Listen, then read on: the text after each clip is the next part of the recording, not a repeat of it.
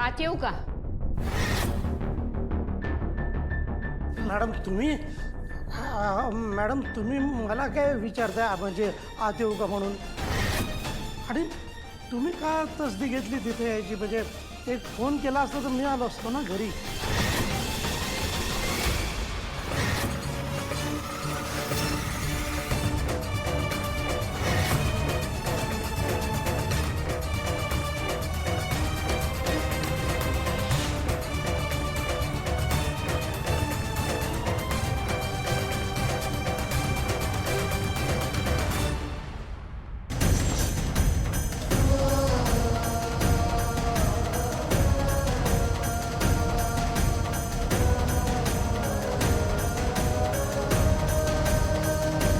अगं तू का दारात उभी? ये बस. या दोघी जणी या आणि बसा इथे. या पटकन.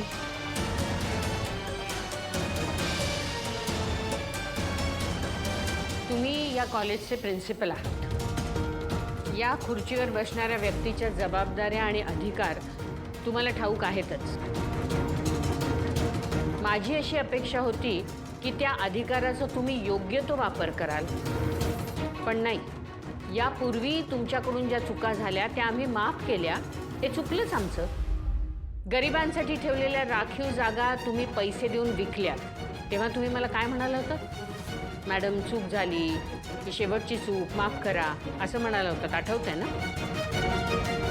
ती चूक पुन्हा पुन्हा व्हायला लागली की तो गुन्हा ठरतो. तसं नाही आहे मॅडम. म्हणजे बघा, आय कॅन एक्सप्लेन यू.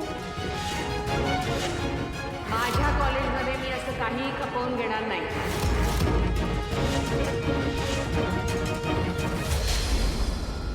तू का उभी राहिलीस? बस बस, आरामात बस. मिस्टर खरे, ही मुलगी माझ्या नातीसारखीच आहे, कळलं?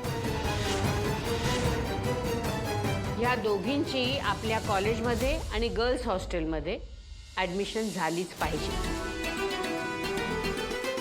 होईल ना?